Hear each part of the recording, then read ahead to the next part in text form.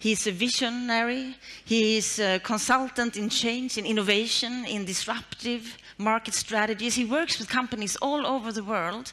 And now he will talk about volcano economics. Ladies and gentlemen, please welcome Dietmar Dahmen.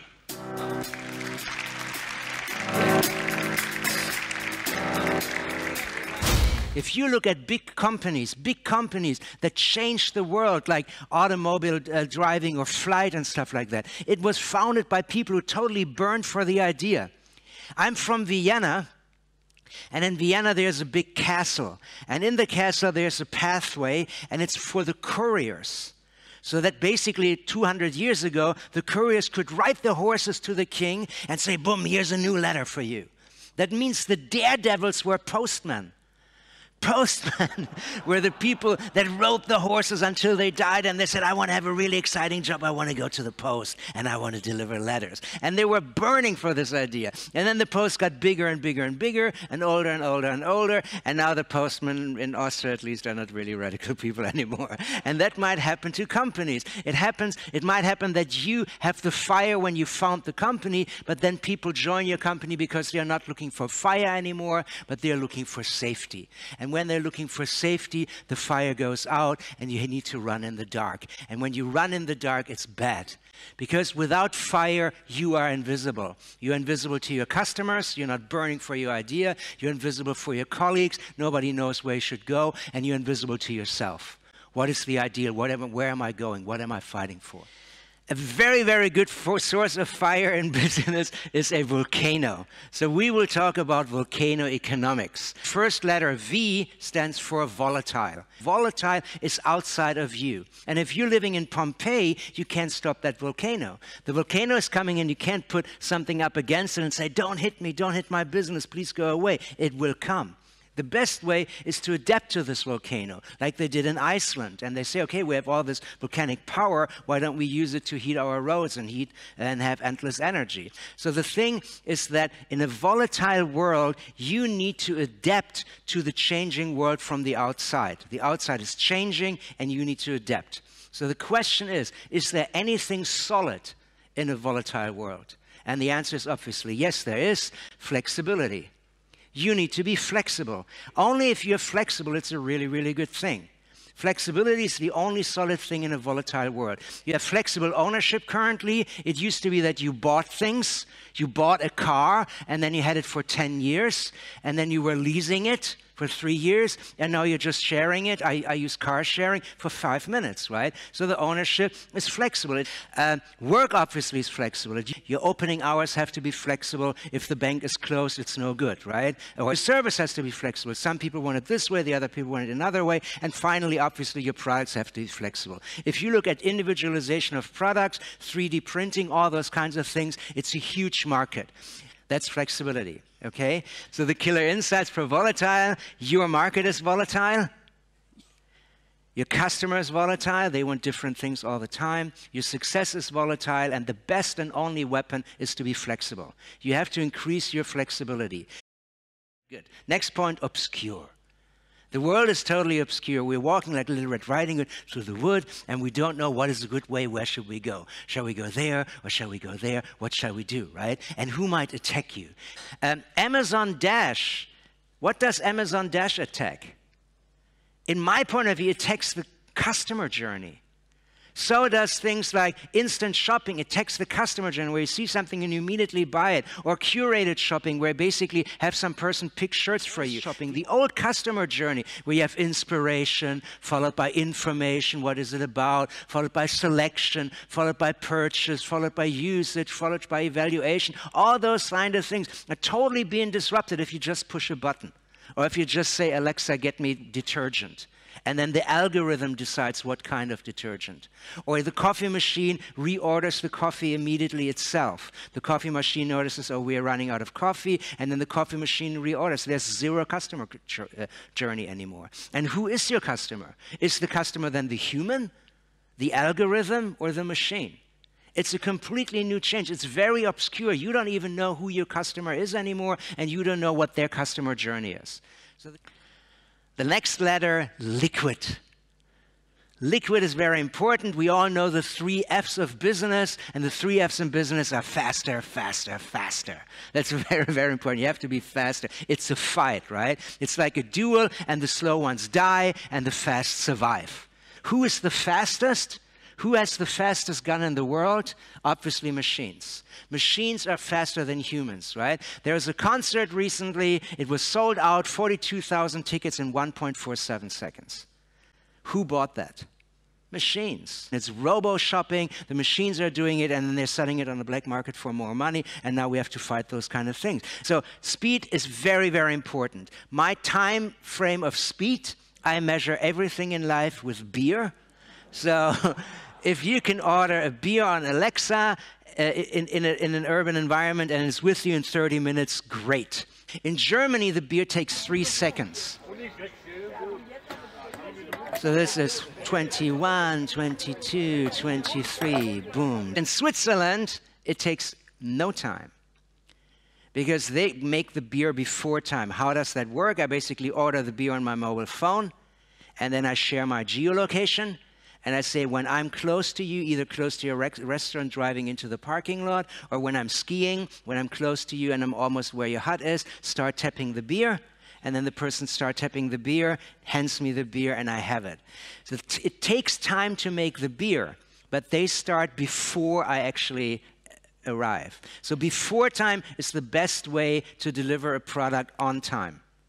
And before time is really, really big. This is data from Unilever, and you can see 66% of all food trips are restocking. You buy the same stuff over and over and over again. And 50% of non-food is restocking. If you have a business system where you automatically resend products like Shaving Club or Diaper Club, Sock Club, all those things, you totally disrupt everybody else. If I already have a contract with you for the Shaver Club, all the other shaver information is spam because you were there before. And before can save lives. This is an example from a car. It peeps before it automatically brakes and straightens the belt. Peep, boom. So the most important thing for this conference, obviously, is C, connectivity. Connectivity really, really, really rules, right? Content is king. It's very important what you say, but connectivity is King Kong. Connectivity is totally, totally everything.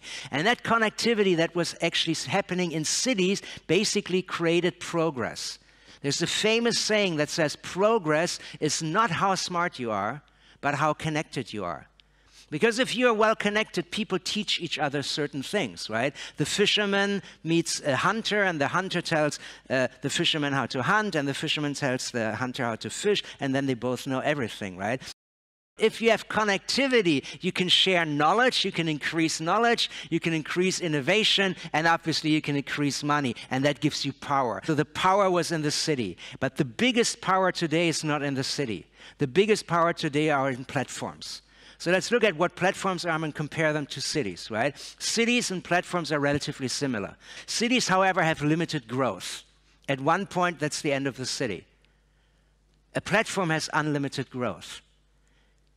Cities are regional, platforms are global. Cities have a physical exchange. Actually go to a physical store and normally buy a physical product. Platforms have virtual exchange. You can send money much faster. You can send goods much faster. Then they have to arrive at one point, but still you can exchange. The exchange is done much, much sooner. And if you look at those things and compare cities to platforms, you see that platforms are more open than cities.